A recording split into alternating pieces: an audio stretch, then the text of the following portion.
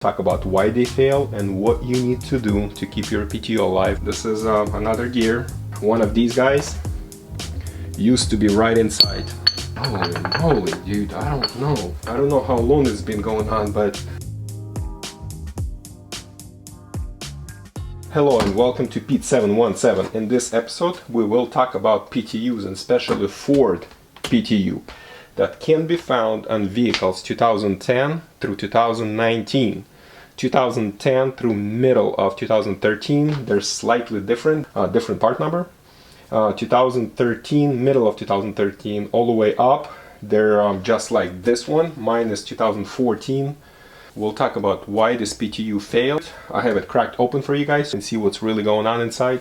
How to maintain this guy, how to do preventive maintenance, even though the Ford is telling you that the oil that's inside of it is a lifetime oil. It's not true. Just recently they started to coming out with all this in the different bulletins telling you that every time you feel this and smell that, please bring it in and we'll replace it. Anyway, long story short, there's two kinds of PTUs out there.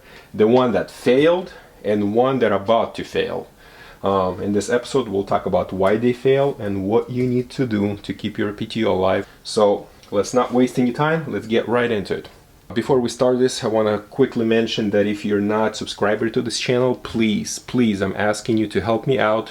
Click that subscribe button, click the like button, leave a comment in there. I'm really trying to grow my channel. If you want to see more of these kind of videos, more than happy to bring a whole bunch of other videos about my car and Ford in general. So let's get to PTU now. So what is PTU and what is it doing? This PTU is attached to your transmission. The transmission is going to be on this side, and there's a shaft that transmission is attached to right here, this guy. From other side of the transmission, so PTU is located like this under your car. This facing front of the car. This is attached to the drive shaft that's going to the back of the car, to the rear wheel. This is the front axle to the passenger side wheel. The other side drive axle to the driver's side wheel, that way. Power from transmission goes in here and gets distributed to all four wheels of your Ford vehicle. Now, this is a drain plug. Can be removed with the standard ratchet. You just put it in there, keep cranking, boom, and it comes out. On the end of this plug there is magnet that attracts all the metals that's inside your PTU. So when you do your refills and changes of oil, please clean it up. All those metal shavings are what's inside of your PTU. Now, the PTU is filled with the oil with about 16, some say 16, some say 18 ounces of oil. It's a gear oil, 75 by 150 transfer case fluid. It's filled about to here. So there is no drain plug on the bottom. Some PTUs have drain plug right here, and that's the best thing Ford ever done to the car. I would recommend changing every 20 or 25,000 miles, and that depends on your driving conditions, and we'll talk about that later. This PTU right here that was in my Ford Taurus SHO 2014 failed at 26,000 miles. Virtually new PTU. We're gonna open it, look inside, and I'll show you what happened to it. But the 16 ounces of fluid right here, just not enough fluid to keep this lifetime. Ford says it's a lifetime. It's not really a lifetime. This vent hole. Some cars has a little vent mushroom filter thing attached right here. The other cars have this little hose that's plugged in here. It's coming to the top, and it's kind of on the back of your engine, kind of against the firewall. You'll see a little mushroom looking filter in there. I'm gonna explain you what happened to me and how I start noticing that this PTU is starting to go down. So maybe it's happening to you right now. Maybe you can prevent it, but it didn't help me. So at about 25,000 miles, I start smelling strong smell of propane smell in my car. Like I'll drive and all of a sudden there's a very strong propane smell, and I couldn't figure out what that was. I started reading forums. I figured out that the PTU oil got so overheated by catalytic converter and exhaust, the downpipe that's going right next to the PTU. There's a catalytic converter that's cooking at 800 degrees or something. It pretty much what it does is, especially when you're driving the car, air flows, pulls all that heat from the catalytic converter, from downpipe, from the engine. That your transmission is about 180 200 degrees. All that heat from transmission, from catalytic converter, from downpipe, heating this up, and you only have 16 ounces. So this oil really has a very limited lifetime. The worst thing you can do to this thing is idle in the car and not drive around. If you're driving around, the air and everything, the heat just kind of getting stripped by the airflow, and this thing somehow getting some cooling. If you're idling for a long time on the parking lot, in the traffic stops, at the traffic lights, and you're not getting any flow, you're just idling, all that heat collects in this cavity where this thing's sitting. The hot engine right in front of it, transmission right on the side of it, you're attached to the transmission, and a downpipe with catalytic converter cooking at what, 1000 degrees, 800 degrees. The heat's coming out, radiating right in this thing. The oil is getting cooked, it's turning into the charcoal, and that propane smell, that's the oil that has no lubricating qualities anymore, and it's going into the bearings of the PTU, and the PTU pretty much, the bearings fail, they fall apart, and they just disintegrate. Why do you get a propane smell? This filter right here, either it's with the hose and the filter on top, or just the filter attached here. Filter has a little like a filter material inside. As this PTU heats up and cools down, the air travels, and all the fumes with the oil travel up the filter, getting clogged up with the oil, and the air cannot circulate anymore. And eventually, because of the pressure inside the PTU, this will pop up. Either the filter or the hose will pop up. That's what it did in my case. It just came out because the pressure inside just pushed it out, and the oil started spilling right in this cavity right here, right in here. So every time it would spit oil right here, because this thing is so hot, this oil that spit it right here starting to kind of burn on top of this PTU, and it'll generate the smell. If it was just a oil, regular oil, you know how the oil smells, but this was something horrible, and inside was no oil, it was just a black. So anyway, once you start smelling the propane, this is when your clamp, your filter or your hose came out.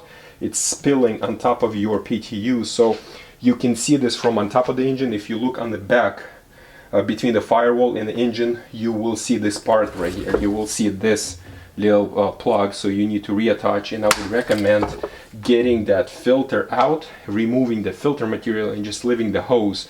Alright, what fluids should be using to replace the PTU? First, you need gear lubricant, synthetic, full synthetic, 75W140. Okay, you can get one from the Ford, the factory Ford one, which is fine. Mobile one you can pick up in any of those AutoZone stores. Same thing, approved, good to go, good stuff. You want to get the best thing for the PTU possible. This is it right here. Redline lightweight shockproof oil. This thing is gold. Thinner oil, better lubrication, longer life. It's meant for a high temperature environment. This oil will do better at the high temperatures. Full synthetic gear oil. You can't go wrong with this product right here. Don't miss out on great stuff. How do you change the oil? You can buy a little pump that you can pump the oil with, because there's no other way to get into it. So you undo this guy right here, you take the tube that comes with the pump, you fit it inside. You're going to be laying under the car, and it's kind of pain in the butt, but it's doable. I mean, I've done it a couple of times. And you want to go right down there, kind of get one of those the little hoses that you're holding the hose and it just kind of falls down, you know, one of those, because as soon as it goes inside, you want it to fall down. You don't want it to go straight, because it's just not gonna push against the gears and not go anywhere. So let's crack this open, let's see what's inside, and so you can understand how to do the oil changes. Alright, so this is the plate, this is the front plate. Let's put it aside. Okay, let's get this guy out. This is another gear. If you notice the pieces missing right here, those were the pieces that the pieces of the bearing went inside and actually chipped some of the, this is what's inside.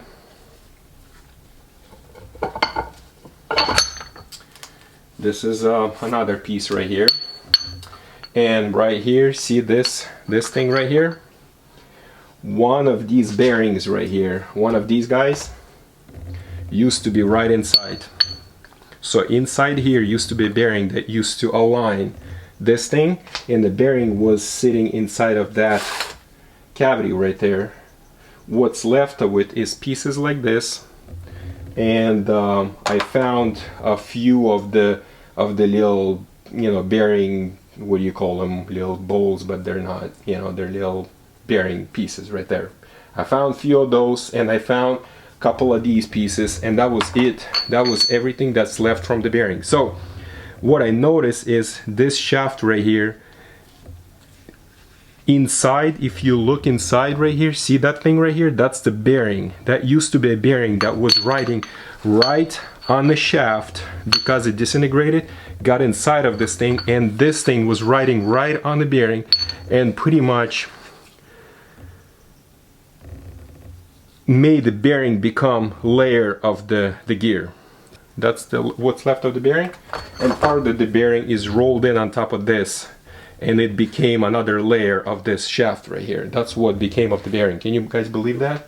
Your vent hole, that's kind of right there, and remaining of what used to be a car. So as you change, okay, let's not put this down there.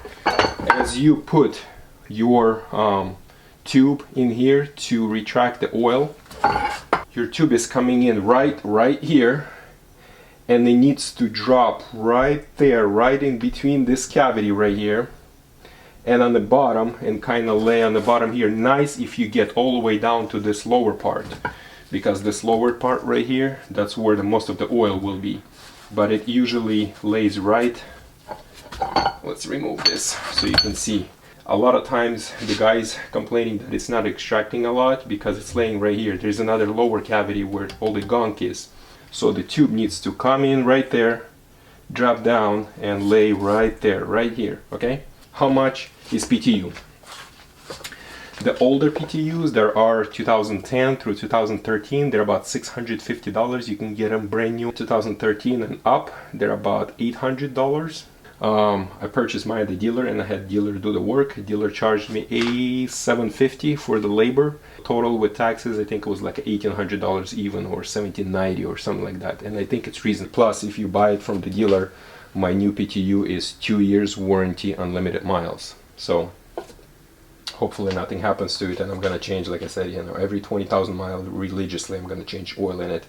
My first oil change I'm gonna do after 5,000 miles. I just want to see what's going on, what it looks like inside. It's not hard to do. It's kind of inconvenient in there, but it's possible and it's doable. So how is this possible? I mean, there's still some grip in there even without the bearing, but holy moly, dude, I don't know how long it's been going on, but like I said, you know, when I opened it, it was no bearing. It's supposed to be one of these guys, right inside here. So it goes right there, okay?